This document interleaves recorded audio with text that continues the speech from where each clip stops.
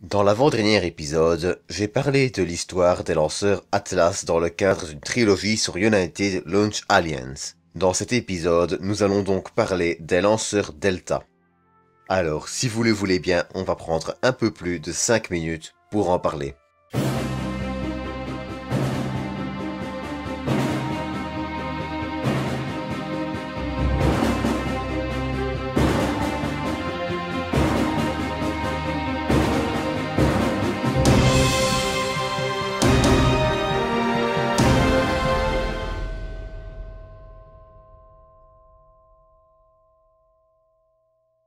Avant de commencer l'épisode, j'aimerais déjà vous remercier pour votre activité sur Utip.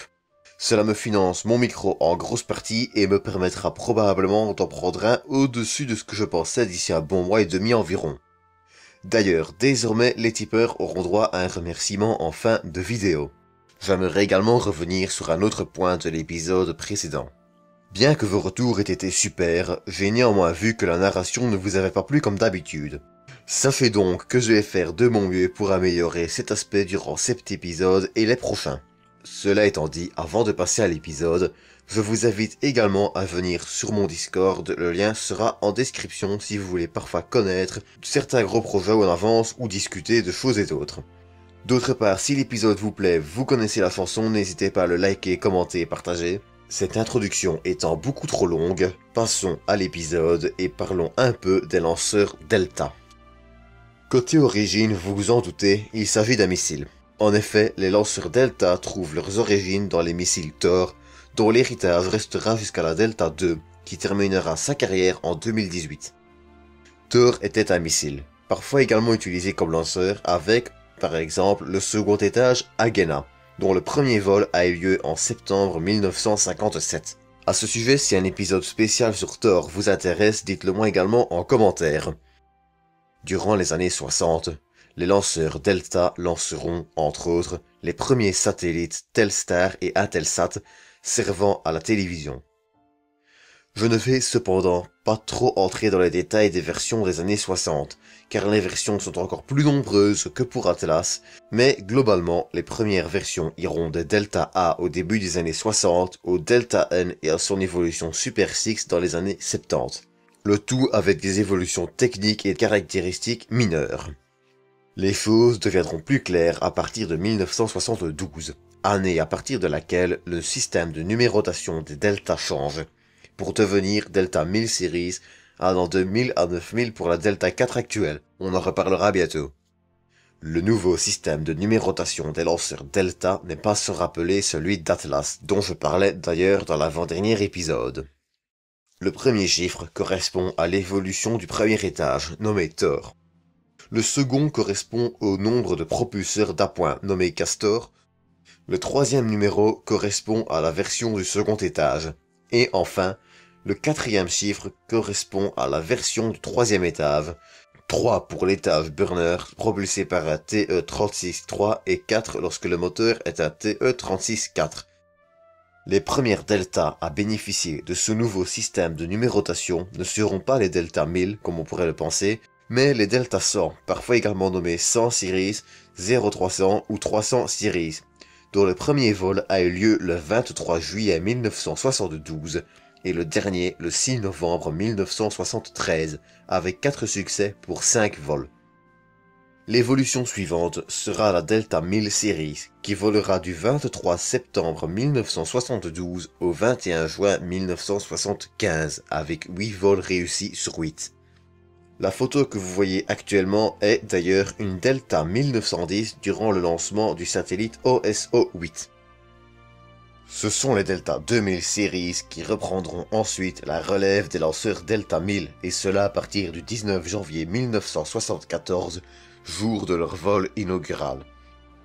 Le principal changement apporté par les Delta 2000 sera le moteur du premier étage, qui deviendra un moteur de Rocketdyne, le RS-27, nouveau nom du moteur H1, avec quelques légers changements qui équipaient les lanceurs Saturn 1B.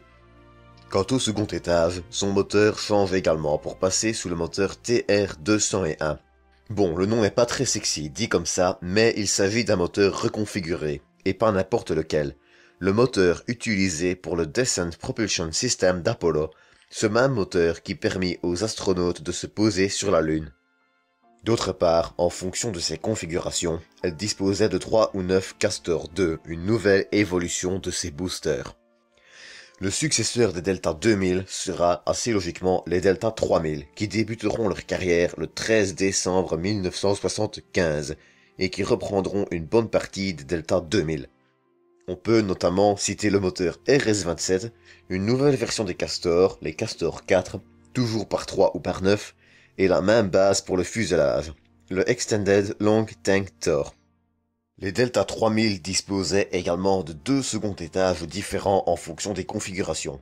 Delta P ayant volé avec les 1000 et 2000 et Delta K, une nouvelle version améliorée avec le moteur Aerojet. Dépendant des configurations, un 3e étage pouvait également être ajouté. Leur carrière se terminera le 24 mars 1989 avec 3 échecs sur 38 vols, laissant ainsi place à une nouvelle génération, les Delta 4000, dont la carrière sera d'ailleurs assez courte. Seulement 2 vols, chacun un succès, le premier ayant eu lieu le 28 août 1989 et le dernier le 12 juin 1990.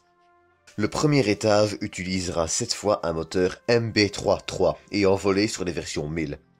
Les boosters Castor s'améliorent et passent en version 4A et le second étage Delta K sera le seul utilisé avec le 3e étage Star 48 PAMD. La carrière des Delta 4000 Series aura été courte mais ce n'est rien comparé à la Delta 5000 Series.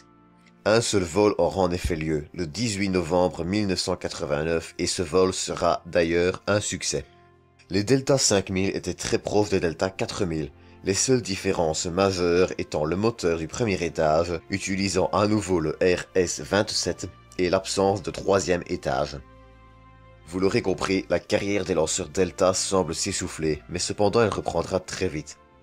En effet, nous sommes dans les années 80 et les navettes spatiales sont une concurrence pour les lanceurs Delta, principalement pour les vols commerciaux. Malheureusement, un drame changera radicalement le destin des lanceurs Delta. L'accident de la navette spatiale Challenger en 1986, qui, ironie de la chose, sauvera probablement la carrière des lanceurs Delta 6000 Series et leur évolution 7000 Series, regroupés sous le nom qui vous est probablement plus familier de Delta 2. Et le moins que l'on puisse dire avec les Delta 2, c'est que leur carrière sera un succès.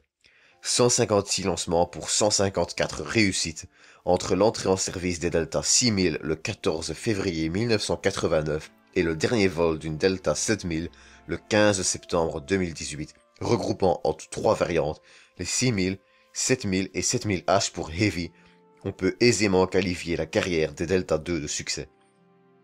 De plus, les Delta 2 sont capables de mettre, en fonction des versions, jusqu'à entre 900 et 2170 kg en orbite de transfert géostationnaire, contre, à titre de comparaison, 1405 kg pour les 5000, 1200 pour les 4000, 954 pour les 3000, 724 pour les 2000 et 635 pour les 1000. C'est en 1997 que les Delta 2 deviendront la propriété de Boeing avant la création de United Launch Alliance en 2006 où on en reparlera dans le prochain épisode normalement bien qu'il est possible qu'il arrive avec une semaine ou deux de retard.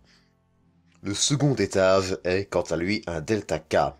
Quant au booster, il s'agit de Castor 4A pour les 6000 et de GEM pour Graphite Epoxy Motor 40 sur les 7000 et de GEM 46 sur les 7000H. À la faveur du rafale de McDonnell Douglas par Boeing en 1997, une nouvelle version du lanceur sera développée, la Delta 3, mais elle sera un échec. 3 vols, dont 2 échecs totaux et 1 échec partiel, le tout entre le 26 août 1998 et le 23 août 2000. La principale différence entre les Delta 3 et les Delta 2 étant l'utilisation du second étage Centaur amélioré ainsi que la présence d'une nouvelle coiffe. La Delta 3, également nommée 8000 Series, aura donc eu une carrière courte, 2 ans seulement, et s'est terminée en 2000, bien avant son ancêtre la Delta 2 qui termina sa carrière en 2018. Elle était capable de mettre 3810 kg en orbite de transfert géostationnaire. L'évolution suivante, la Delta 9000 Series, sera l'occasion de développer un nouveau lanceur sur de nouvelles bases, sans être une évolution des précédents lanceurs Delta. Et le moins que l'on puisse dire, c'est que pour les Delta 9000, ce sera un succès total, mais vous les connaissez probablement mieux sous le nom de Delta 4. Les Delta 4 sont dérivés en 3 versions, Medium, Medium Plus et Heavy. Les Medium Plus ou M+, étant divisés en 3 catégories, les 4,2, 5,2 et 5,4. Le système de numérotation est ici aussi semblable à Atlas. Le premier chiffre, 4 ou 5, correspond au diamètre de la coiffe, de 4 ou 5 mètres, et le second au nombre de boosters. Enfin, la Delta 4 Heavy reprend l'architecture des médiums, à l'exception qu'elle est constituée de 3 CBC pour Common Booster Core, qui servent également de premier étage. Côté second étage, la Delta 4 utilise un second étage dérivé du Centaur amélioré de la Delta 3. Quant aux boosters, il s'agit des GEM60, amélioration des boosters de la Delta 2 dont je parlais plus tôt.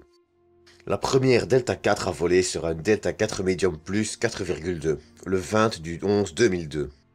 D'ailleurs, si vous voulez voir une Delta 4 Medium voler, la dernière volera entre juin et courant d'été 2019, les seuls autres Delta à voler étant les Delta 4 Heavy en attendant la relève avec Vulcan, le prochain lanceur lourd de United Launch Alliance.